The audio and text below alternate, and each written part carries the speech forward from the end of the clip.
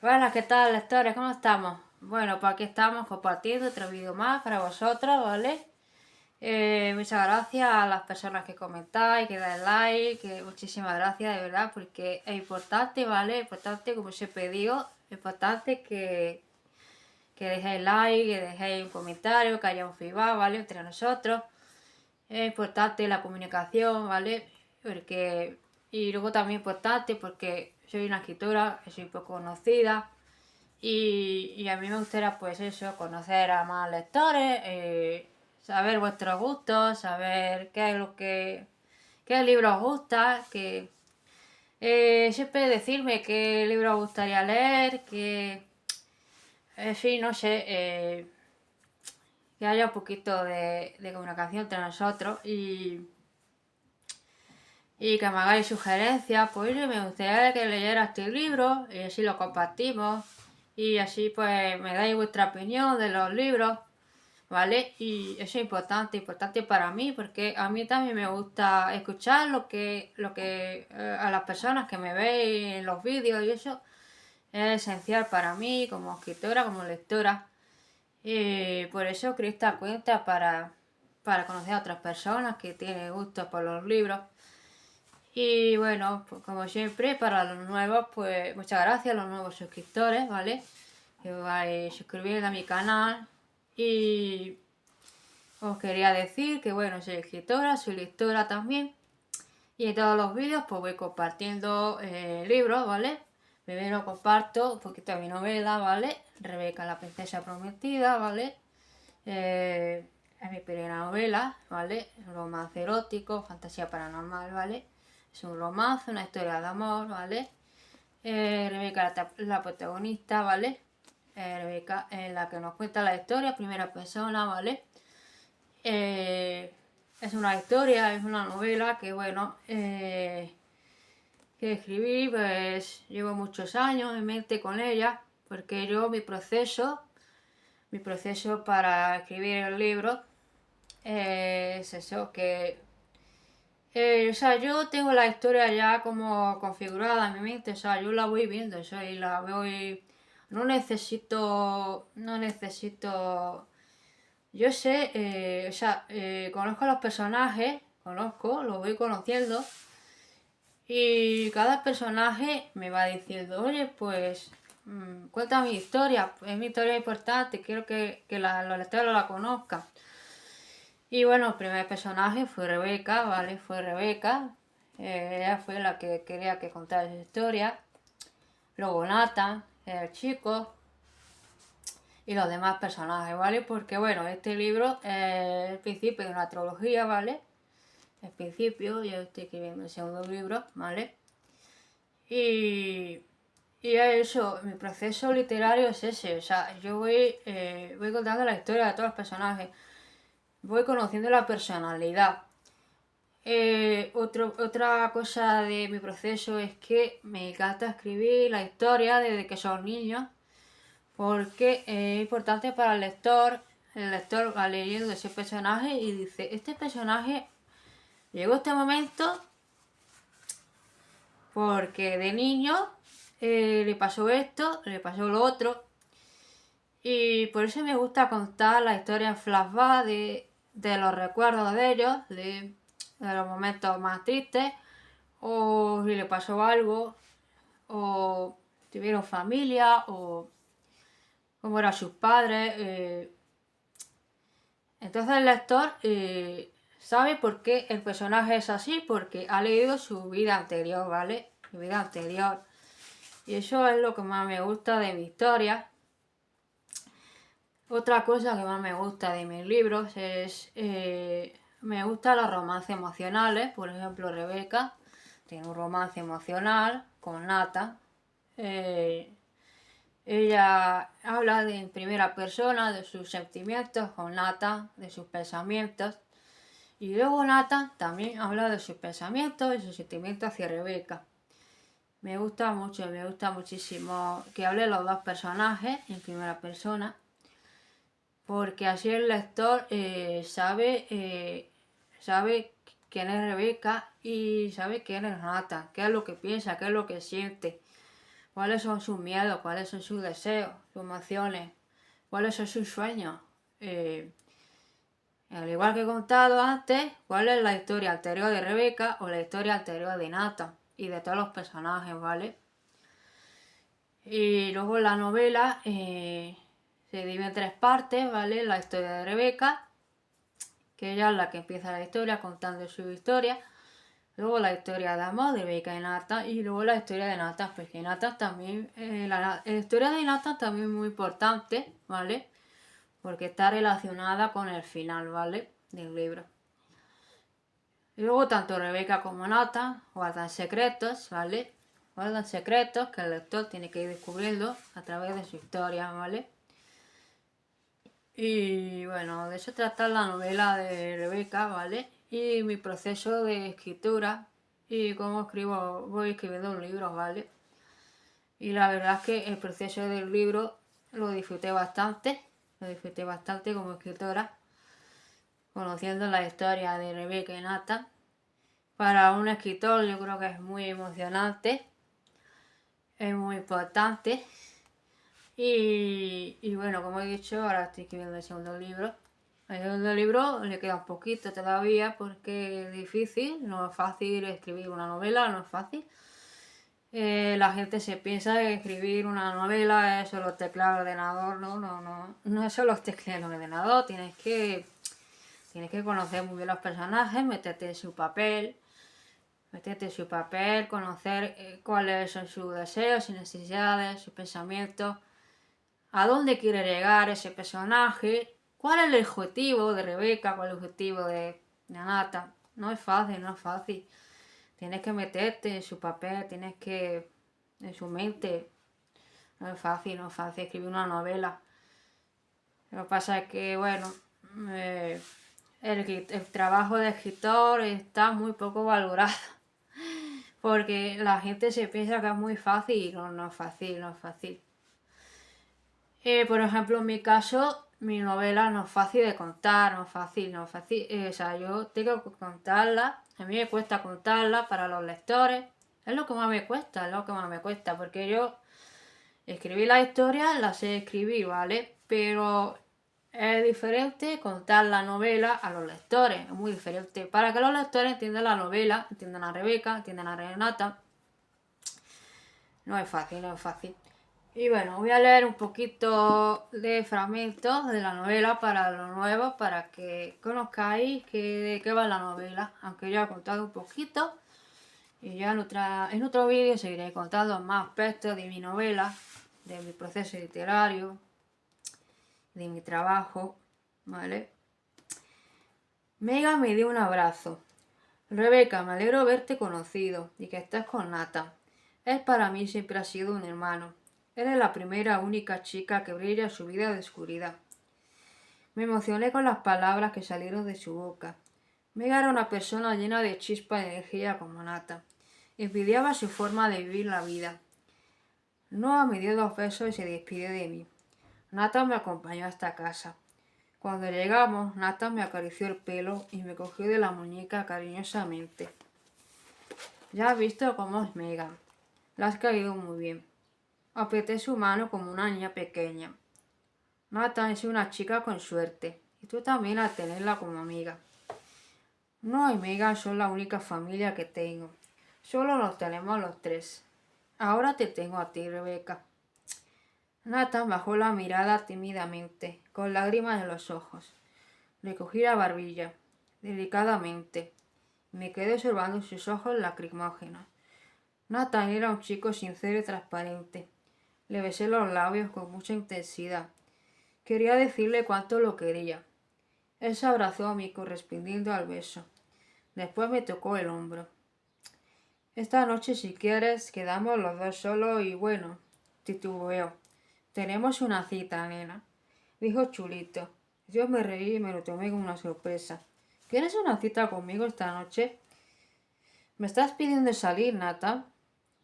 Esperé su respuesta expectante. Rebeca, quiero hacer algo especial contigo. Lo seguí con la mirada. Pensé que Nathan me estaría preparando una sorpresa. Estaba tratando de decírmelo, pero no quería, chico listo. ¿Qué estás tramando, Nata? El príncipe empezó a reírse. No te puedo decir nada, princesa. Ven esta noche y te lo mostraré. Nos dimos un último beso.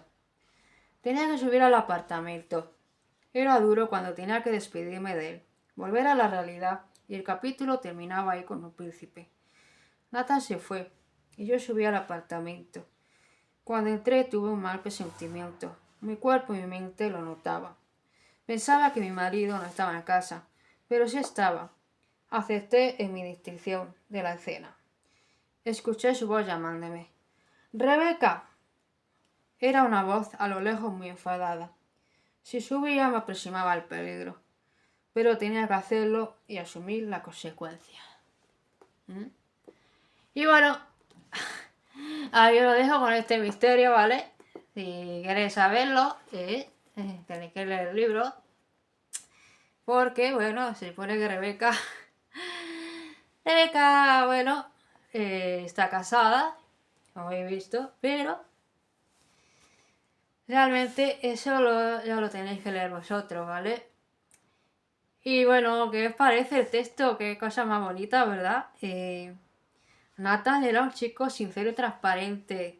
Le besé los labios con mucha intensidad. Quería decirle cuánto lo quería. Él se abrazó a mí, correspondiendo al beso. Qué bonito. Estas son frases me ponen muy tiernas. Me encanta escribir estas frases, ¿sabes? Es que... ¿Y qué os parece esas frases que escribo? ¿Qué os parece? Pues dejadme en los comentarios, podéis decírmelo. Me gustaría saber qué opináis. Me gustaría saber qué pensáis de lo que escribo. Me gustaría saberlo, ¿vale? Y bueno, aquí os dejo el libro, ¿vale? Si alguien lo quiere, está en Amazon, ¿vale? Lo tenéis en Amazon. Rebeca la princesa prometida. Y bueno, os voy a leer el otro libro, ¿vale? Otro librito, ¿vale? Virginia Woolf, una habitación propia, ¿vale?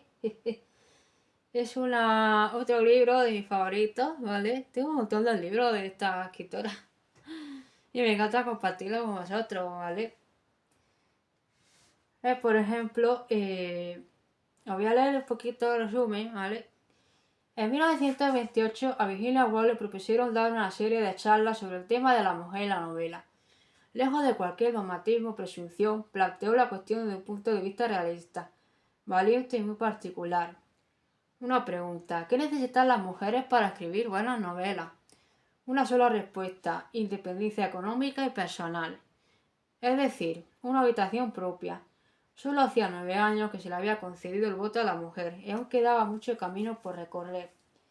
Son muchos los repliegues psicológicos y sociales implicados en este ensayo de tan inteligente exposición. Fascinantes los matices históricos que hacen que el tema de la condición femenina y la enajenación de la mujer en la sociedad no haya perdido un ápice de actualidad. Partiendo de un tratamiento directo y empleando un lenguaje afilado, irónico o incisivo, Virginia Woolf narra una parábola cautivadora para ilustrar sus opiniones. Un relato de lectura apasionante, la contribución de una exquisita narradora al siempre polémico asunto del feminismo, desde una perspectiva inevitablemente literaria. ¿Vale? Os voy a leer un poquito del capítulo, ¿vale? A ver cómo escribía Virginia Woolf en este libro. El escenario, si tenéis la habilidad de seguirme, ahora había cambiado. Las hojas se iban cayendo, pero ahora en Londres no, en Lombrige, no en Lombrige. Y os pido que imaginéis una habitación como millares de otras, con una ventana que da por encima de los sombreros de la gente, los camiones y los coches.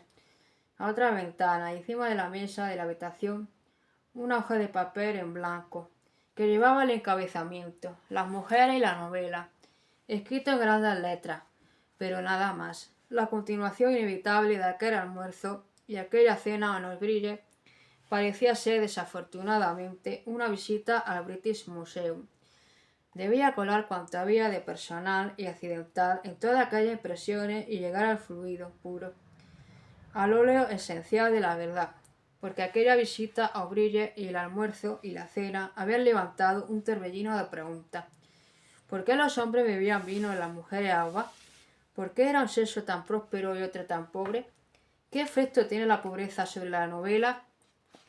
¿Qué condiciones son necesarias a la creación de obras de arte?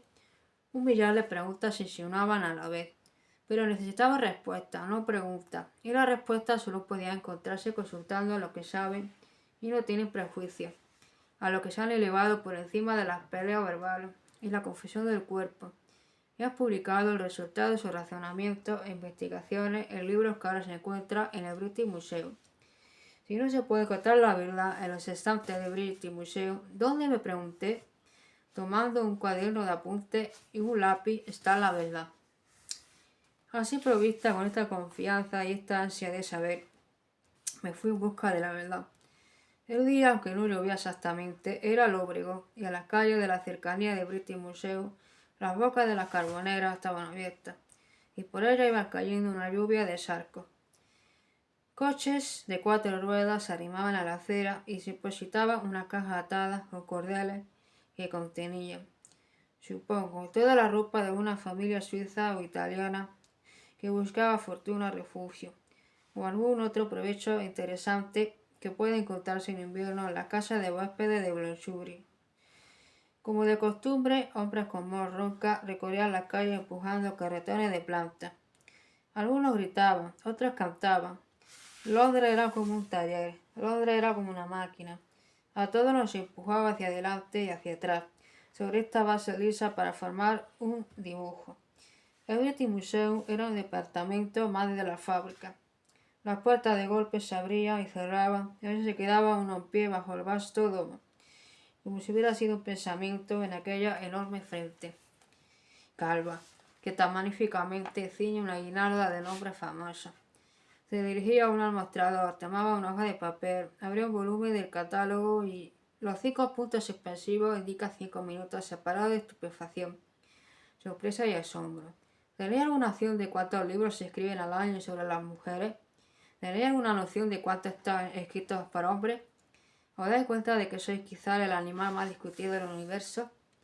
Yo había venido equipada con cuaderno y lápiz para pasarme la mañana leyendo, pensando que al final de la mañana habría transferido la verdad a mi cuaderno. Pero tendría yo que ser un rebaño de elefantes y una selva llena de arañas. Pensé recurriendo desesperadamente a los animales, que tienen fama de vivir más años y tener más ojos, para llegar a leer todo esto. Necesitaría garras de acero y pico de bronce para penetrar esta cáscara. ¿Cómo voy a llegar nunca hasta los granos de verdad enterrados en esta masa de papel?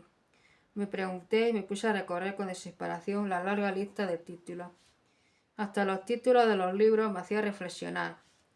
Era lógico que la sexualidad y su naturaleza se atrajeran a médicos y biólogos, pero lo sorprendente y difícil de explicar es que la sexualidad, es decir, las mujeres, también atrae a agradables ensayistas, novelistas de pluma ligera, muchachos que han hecho una licencia, hombres que no han hecho ninguna licencia, hombres sin más calificación aparente que la de no ser mujeres.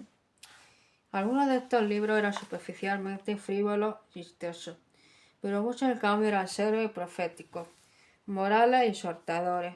Bastaba leer los títulos para imaginar a innumerables maestros de escuela, innumerables clérigos subidos a su tarima y púlpito y hablando con una locuacidad que cedía de mucho la hora usualmente otorgada a discursos sobre este tema. Era un fenómeno extrañísimo y en apariencia. Llegada a este punto consulté la letra H, limitada al sexo masculino. Las mujeres no escriben libros sobre los hombres, hechos que no pueden evitar acoger alivio, porque si hubiera tenido que leer primero todo lo que los hombres han escrito sobre las mujeres, luego todo lo que las mujeres hubieran escrito sobre los hombres. El áleo que florece una vez cada 100 años hubiera florecido 2 veces antes de que yo pudiera empezar a escribir. Así es que, haciendo una selección perfectamente arbitraria de una decena de libros, envié mis hojitas de papel a la cesta de alambre y aguardé mi asiento, entre los demás buscadores del orden esencial de la verdad. ¿Cuál podía ser por el motivo de tal curiosa disparidad? Me pregunté, dibujando en rueda de carro la hojita de papel provista por el pagador de impuestos inglés para otros fines. ¿Por qué atraen las mujeres mucho más el interés de los hombres que los hombres de las mujeres? Parecía un hecho muy curioso y mi mente se entretuvo tratando de imaginar la vida de los hombres, que si pasaban el tiempo escribiendo libros sobre las mujeres. Eran viejos jóvenes, casados solteros. Tenían la nariz roja o una joroba en la espalda. De todos modos, halagaba vagamente saberse el objeto de semejante atención, mientras no estuviera enteramente dispensado, por cojos inválidos. Así fui reflexionando hasta que todos estos frívolos pensamientos se vieron interrumpidos por una avalancha de libros que cayó encima del mostrador enfrente de mí. Ahí empezaron mis dificultades. El estudiante que ha aprendido en Oxbridge a investigar sabe, no cabe duda, cómo conducir como buen pastor su pregunta, haciéndole evitar todas las distracciones, hasta que se mete en su respuesta como un cordero en su redil. El estudiante que tenía al lado, por ejemplo, que copiaba asiduamente fragmentos de un manual científico, estaba segura, pepita de mineral, puro cada minuto o más o menos. Así lo indicaban sus pequeños gruñidos de satisfacción. Pero sí, por desgracia no se tiene una formación universitaria. La pregunta, lejos de ser conducida a su redil, brinca de un lado a otro desordenadamente, como un rebaño asustado perseguido por toda una jauría. Catedráticos, maestros de escuela, sociólogos, sacerdotes, novelistas, ensayistas, periodistas, hombres sin más calificación que la de no ser mujeres, persiguieron mi simple y única pregunta. ¿Por qué son las pobres las mujeres? Hasta que se hubo convertido en 50 preguntas, hasta que las 50 preguntas se precipitaron alocadamente en la corriente, y ésta se la llevó. Había garabateado notas en cada hoja de mi cuaderno. Para mostrar mi estado mental, voy a leer unas cuantas cabezadas, cada página el sencillo título La mujer y la pobreza, escrito en mayúsculas, pero lo que sería venir a ser algo así.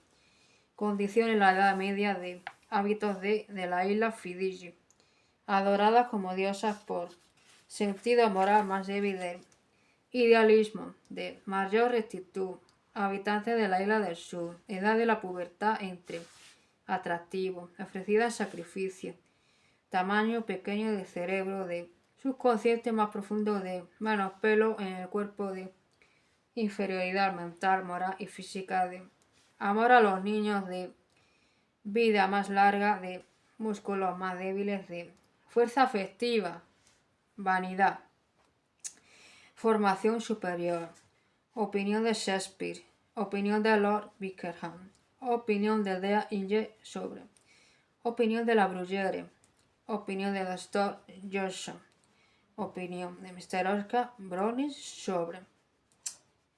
Vale, pues aquí os dejo con este fragmento, ¿vale? De Virginia Woolf, atención propia, porque ella se hacía muchas preguntas y buscaba los libros. Y aquí, por ejemplo, los hombres saben que no pueden competir con las mujeres y por tanto escogen a las más débiles y a las más ignorantes. Si no pensaran así, no tendrían que las mujeres llegasen a saber tanto como ellos.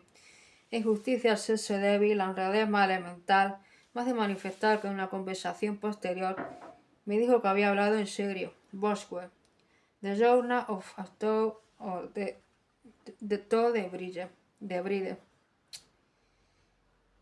Los antiguos germanos creían que había algo sagrado en las mujeres y por este motivo las consultaban como oráculos. Esta también es importante, esta frase que escribe. Y bueno, me gustaría saber qué opináis de este fragmento. Y vosotros si sabéis por qué las mujeres son pobres, por qué las mujeres... Y bueno, dejadme en comentarios qué ha parecido, qué os parece este libro, ¿vale? Este libro. Y bueno, qué os parece el mío, todo lo que he leído, ¿vale? Y bueno, muchísimas gracias por estar aquí, ¿vale? Ya nos vemos en otro vídeo.